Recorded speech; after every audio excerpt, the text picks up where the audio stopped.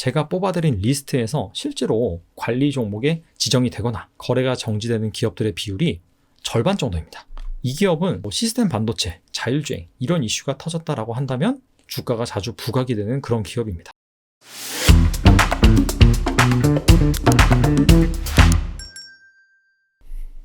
새로운 한 해가 시작되면 기대감이 부풀기 마련입니다. 이 같은 기대감은 증시에서도 적용이 되는데요. 1월 효과라고 하죠. 1월이 특정한 이유 없이 다른 달에 비해서 주가 상승률이 좋게 나타나는 현상을 말합니다. 근데 마냥 좋은 일만 있는 것은 절대 아닙니다.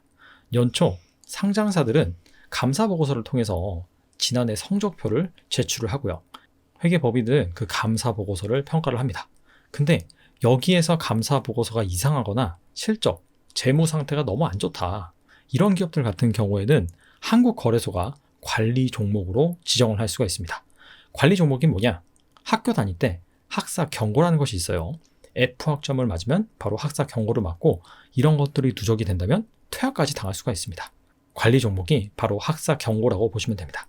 관리 종목에 지정되면 일단 주가가 크게 급락을 합니다. 그리고 2년 연속 관리 종목 지정 사유에 해당이 된다라고 한다면 상장 폐지까지 당할 수가 있습니다. 그래서 오늘은 결산기 폭탄이라고 볼 수 있는 관리 종목 지정 요건 알아보고요. 지금 현재 시점에서 관리 종목 지정 가능성이 높은 기업들 과연 무엇이 있는지 살펴보도록 하겠습니다. 먼저 결산기 주요 스케줄에 대해서 파악을 해야 됩니다. 자, 여기에 본다면 언제 관리 종목 지정 이슈가 발생하는지 알 수가 있습니다.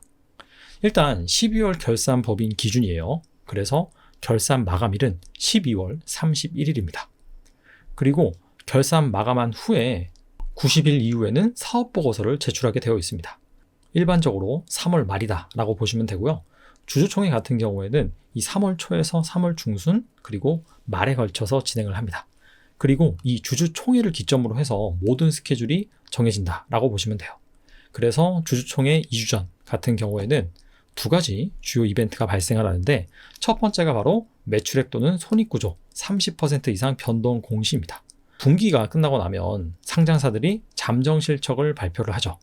근데 이 분기가 끝나고 나서 발표하는 잠정실적 같은 경우에는 선택사항입니다. 의무 공시가 아니에요. 근데 이 결산을 마감하고 나서 발표하는 이 잠정 공시 같은 경우에는 의무사항입니다. 근데 다 하는 것이 아니라 이렇게 손익구조가 크게 변동한 기업들 같은 경우에는 의무적으로 공시를 하게 되어 있습니다. 그 이유가 결산을 마감하고 나서 발표를 하는 실적 같은 경우에는 1분기가 지난 시점에서 사업보고서가 나온다 라고 한다면 너무나 실적이 늦게 나와버리는 것이 돼버리죠. 이미 1분기가 지났기 때문에. 자, 그런 차원에서 이렇게 의무적으로 실적이 크게 변동한 기업 같은 경우에는 잠정 실적 공시를 발표를 한다. 그리고 주주총회 소집 공고도 이때 나옵니다. 자, 이게 바로 주주총회 2주 전까지 발표가 된다 라고 보시면 되고요. 주주총회 1주 전까지는 감사보고서를 제출을 하게 되어 있습니다. 근데 앞서서 말씀드렸다시피 감사보고서를 제출을 하면 회계법인이 이 감사보고서를 평가를 하고요. 자, 여기에 따라서 한국거래소가 관리 종목을 지정하고요. 관리 종목 지정 사유가 해제됐다라고 한다면 해제를 발표를 합니다. 그래서 주주총회 2주 전부터 주주총회 1주 전까지 감사보고서 제출에 따른 이 관리 종목 지정 이벤트가 발생을 한다. 알아놓으시면 좋을 것 같습니다. 자, 그렇다면 관리 종목 지정 요건이 무엇이냐 이 부분에 대해서 살펴보도록 하겠습니다. 자, 코스피, 코스닥 대부분 비슷한데 살짝 다른 부분이 있습니다. 자, 일반적으로 코스닥이 좀 더 까다롭게 적용이 된다라고 보시면 될 것 같아요.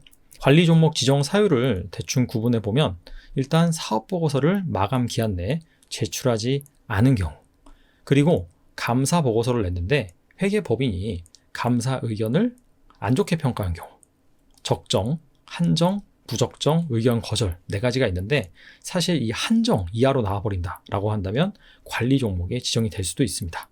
이 밖에 주식 분산 요건, 거래량 미달, 지배구조, 공시 의무 위반 이런 것들이 있고요.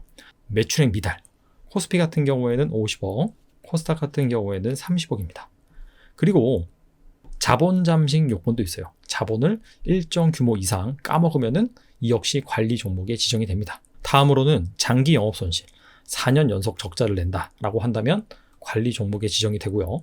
자본 총계 50% 이상 법인세 비용 차감 전 계속 사업 손실이 3년 중 2년 해당이 될 경우에는 마찬가지로 관리 종목에 지정이 됩니다. 근데 여기에서 코스피 종목 같은 경우에는 장기 영업 손실, 그 다음에 방금 말씀드린 그 부분은 해당이 안 됩니다. 자, 코스닥만 해당이 된다라고 알고 계시면 됩니다.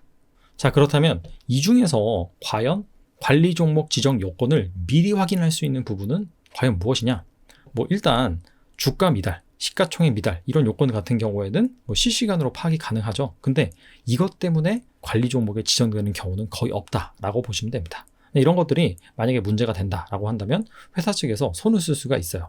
자, 근데 여기에서 중요한 부분은 바로 재무적인 요건, 매출액 미달이라든지 자본 잠식이라든지 장기 영업 손실이라든지 바로 그 부분입니다. 아니 근데 이 부분 같은 경우에도 감사 보고서를 제출하는 그 상황에서 정확히 알 수 있는 부분인데 이걸 어떻게 미리 아느냐. 지금 현재 몇 분기까지 분기 보고서가 나왔죠? 바로 3분기까지 나왔습니다. 자, 그렇기 때문에 3분기를 기준으로 매출액이 상당히 저조한다든지 아니면은 적자가 지속이 된다든지 자본이 위태위태하다라고 한다면 자, 그런 기업들은 그냥 거르는 것이 좋다. 관리 종목에 지정된 가능성이 높다. 이렇게 볼 수가 있겠죠. 자, 해마다 이 관리 종목 지정 기업 수가 점점 많아지는 추세입니다. 2018년까지는 40개가 안 됐어요. 그러다가 2019년에 90개를 돌파를 하더니 2021년 같은 경우에는 100개가 넘어섰습니다. 2019년부터 갑작스럽게 높아졌죠. 상장하는 기업이 그렇게 많아졌나? 그건 아니고요. 변경된 외부 감사 법이 적용이 됐습니다. 자, 그 전까지는 약간 좀 설렁설렁하게 했다라고 한다면 2019년부터는 소위 말하면 정말 빡세게 감사를 하기 시작했습니다. 자, 그러면서 현재 국내 상장 기업 중에서 한 5% 정도, 그 정도가 관리 종목에 지정되는 상황입니다. 해마다. 자, 5%다라고 한다면 20종목 중에 한 종목 정도입니다. 어떻게 본다면은 그렇게 많아? 라고 생각할 수 있는 부분입니다. 그렇기 때문에 최대한 이런 종목들은 거를 수 있으면 거는 것이 좋다라고 볼 수가 있겠죠. 자, 그렇다면 재무적인 관리 종목 지정 요건에 대해서는 3분기 기준으로 가능성이 있는 그런 종목들을 파악해 볼 수 있다라고 말씀을 드렸는데 자, 그 요건에 대해서 좀 더 자세하게 알아보겠습니다. 자, 첫 번째, 매출액 미달 요건입니다. 코스닥은 30억이고요. 그 다음에 코스피는 50억입니다. 그리고 이 매출액은요, 연결 기준이 아니라 별도, 개별 기준이다 라고 보시면 됩니다. 연결 기준은 그 회사를 포함을 해서 자회사 전체 재무제표, 실적 이런 것들을 반영하는 것입니다. 근데 연결 기준이 아니라 바로 별도 기준이다 라고 보시면 되고요. 4년 연속 영업이익 적자 같은 경우에도 연결 기준이 아니라 개별 기준입니다. 근데 이거는 코스닥만 해당이 된다 라고 보시면 됩니다. 그리고 자본 잠식 요건이 있죠. 50% 이상 자본이 잠식되거나 자본 총계가 10억 미만이거나 자, 여기에서 자본 잠식이 무엇이냐. 자본금이 있고요. 자본이 있습니다. 자본 총계라고도 표현을 하죠. 자본금은 액면가 곱하기 발행 주식 수입니다. 그 기업의 최초 설립 자본이다 라고 보시면 되고 자, 여기에서 사업을 하면은 잉여금이 발생을 합니다. 그래서 자본금 더하기 잉여금이 일반적으로 자본 총계라고 말을 합니다. 자, 그렇기 때문에 일반적인 그런 상황에서 정상적인 상황에서는 당연히 자본 총계가 자본금보다 높습니다. 자, 근데 그 기업이 계속해서 적자를 해요. 그렇다면 어느 순간 자본 총계가 자본금보다 작아지는 그러한 현상이 발생을 하는데 그게 바로 자본 잠식이다. 자, 그래서 50% 이상 자본 잠식은 무엇이냐? 자본 총계가 자본금의 절반 이하 이러한 상황이 바로 50% 이상 자본 잠식이다 라고 보시면 됩니다. 자, 그리고 마지막으로 3개년도 중 2개년도 법인세 비용 차감 전 순이익 적자가 자본 총계의 50% 이상. 자, 이건 좀 복잡한데 하나하나 설명을 드리면 법인세 비용 차감 전 순이익이라는 것이 있습니다. 한마디로 세금을 내기 전에 이익이라고 해서 세전 이익이라고 부르기도 합니다. 근데 이 적자 규모가 자본 총계의 50% 이상 이러한 현상이 최근 3개년도 중에서 2개년도 이상 발생을 했을 경우에는 바로 관리 종목으로 지정을 합니다. 자, 그래서 2021년 3분기 기준 이 4가지 요건에 해당이 돼서 관리 종목 지정 가능성이 높은 기업들 한번 살펴보도록 하겠습니다.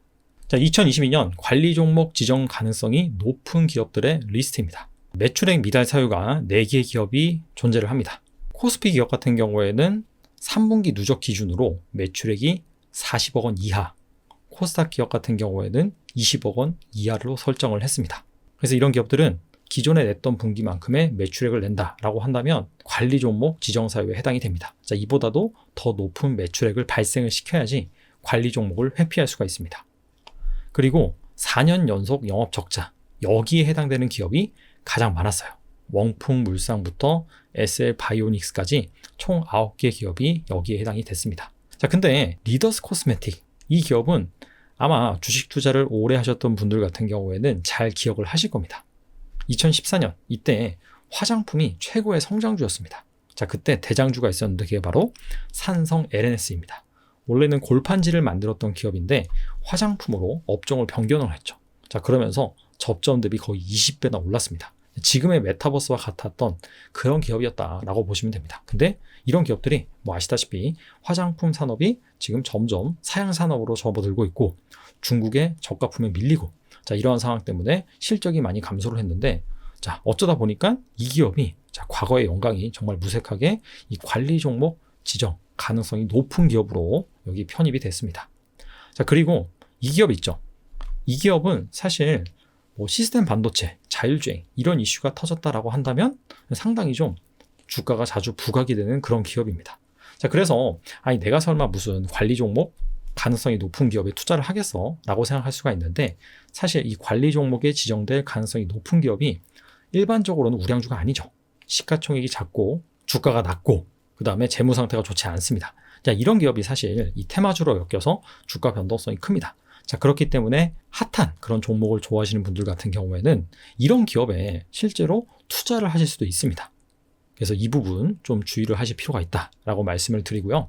자, 마지막으로 세전이익 적자가 자본 총계 50% 이상, 이게 3개년도 중에서 2개년도 이상 해당되는 기업들, 뭐 예림당부터 뭐 디딤, DYD 같은 기업이 있습니다. 자, 그래서 이런 기업들 무조건 관리 종목에 지정이 된다, 자, 그런 얘기가 아니라 가능성이 좀 높다는 거예요. 그래서 혹시라도 여러분들이 이런 기업들을 한번 체크를 해보시고, 자, 그 다음에 실제로 IR 담당자한테 연락을 해보신 다음에 뭐 관리 종목 지정 가능성에 대해서 한번 여쭤보세요. 물론 된다 안 된다 이거를 정확하게 얘기할 수는 없겠죠, IR 담당자가. 근데 그 뉘앙스라는 게 있을 겁니다. 반응이 좀 애매하다라고 한다면 리스크 회피 차원에서 선제적으로 매각할 수도 있는 겁니다. 참고로 매출액 미달이라든지 뭐 4년 연속 적자, 자본 잠식, 그 다음에 세전이익 적자, 자본 총계 50% 이상, 3개년도 중에 2개년도, 자, 여기에 해당이 되는데 이 리스트에는 없다. 자, 그런 종목도 있거든요. 자, 크게 세 가지입니다. 자, 첫 번째는 지주회사이거나, 자, 두 번째는 기술 특례로 상장한 기업들 같은 경우에는 특정 기간 동안에 이런 재무적인 요건을 적용을 안 합니다. 그리고 마지막으로 코스닥 기술 성장 기업부, 여기에 해당되는 기업 역시 뭐 적자라든지 그런 부분에 있어서 관리 종목에 지정이 안 됩니다. 자, 마지막으로 말씀드린 코스닥 기술 성장 기업부 같은 경우에는, 자, KRX 정보 데이터 시스템으로 접속을 하셔서 기본 통계, 그 다음에 주식 세부 안내로 들어가셔서 상장회사 상세 검색이라는 게 있습니다. 자, 여기에서 여기 소속부를 기술성장 기업부로 클릭을 하신 다음에 조회를 눌러보면은 여기 기술성장 기업부에 속한 기업들이 있습니다. 총 147개로 나와요. 자, 여기에 해당되는 기업들은 앞서 그 재무적인 기준으로 관리 종목에 지정이 안 된다라는 것을 알아놓으시면 좋을 것 같습니다. 자, 그리고 제가 이 컨텐츠를 3년째 진행을 하고 있습니다. 제가 유튜브를 시작한 지가 2019년 10월입니다. 그래서 2020년 1월 달에 이 컨텐츠를 진행을 했고요. 작년 1월 달에도 마찬가지로 이 컨텐츠를 진행을 했습니다. 제가 뽑아드린 리스트에서 실제로 관리 종목에 지정이 되거나 상장 폐지가 되거나 거래가 정지되는 기업들의 비율이 절반 정도입니다. 자, 이 리스트 같은 경우에는 2021년 제가 관리 종목으로 지정될 가능성이 있는 기업들 뽑아드린 리스트인데요. 여기 파란색 음영으로 칠해진 기업들이 실제로 관리 종목으로 지정된 기업들입니다. 뭐 GV 같은 경우에는 이미 상장 폐지가 됐고요. 그 다음에 컨버즈 같은 경우에는 현재 거래 정지 상태입니다. 자, 그래서 총 23개 기업 중에서 11개 기업이 관리 종목으로 지정이 됐고 확률은 48%. 그리고 2020년 관리 종목 지정될 가능성이 있는 리스트 제가 제공을 해드렸는데, 여기에서도 마찬가지로 총 23개 종목 중에서 11개 기업이 관리 종목으로 지정이 됐다. 그래서 마찬가지로 48%의 확률을 보여줬습니다. 자, 그렇기 때문에 그냥 스쳐 지나가지 마시고 여기에 해당되는 종목을 내가 실제 보유를 하고 있다라고 한다면 한번 꼼꼼히 점검해 보셨으면 좋겠습니다. 정리를 해보겠습니다. 자, 제가 2022년 기준으로 관리 종목 지정될 가능성이 있는 기업들 말씀을 해드렸는데, 혹시라도 리스트에 없더라도 이 네 가지 요건에 해당된다면 꼭 체크를 해보실 필요가 있습니다. 만약에 지주회사이거나 기술성장 사업부에 해당되거나 기술특례 상장을 진행한 기업 같은 경우에는 괜찮아요. 하지만 이 세 가지에 해당이 안 된다라고 한다면 제가 리스트를 제공을 해드리긴 했는데 좀 보수적으로 적용을 한 거예요. 정말 좀 될 가능성이 높은 기업들. 근데 애매한 그런 기업들은 제가 포함 안 시켰거든요. 그래서 그런 애매한 기업을 내가 투자하고 있다라고 한다면 꼭 한번 체크해 보시길 당부를 드리고요. 그리고 이 네 가지 요건에 해당이 안 되더라도 동전주, 부실주 이런 종목들은요.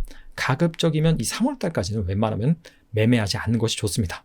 보통 이런 종목 중에서 감사 의견 거절이라든지 한정이라든지 사업보고서 미제출이라든지 그런 이벤트가 발생을 하거든요. 자, 워렌 버핏의 제1의 투자 원칙이 원금을 잃지 않는 것이죠. 두 번째 원칙은 첫 번째 원칙을 지키는 것입니다. 그만큼 지키는 투자가 중요하기 때문에 자, 앞으로 3월달까지 그때까지는 좀 조심하면서 투자를 하셨으면 좋겠습니다. 오늘은 여기까지 하겠습니다. 감사합니다.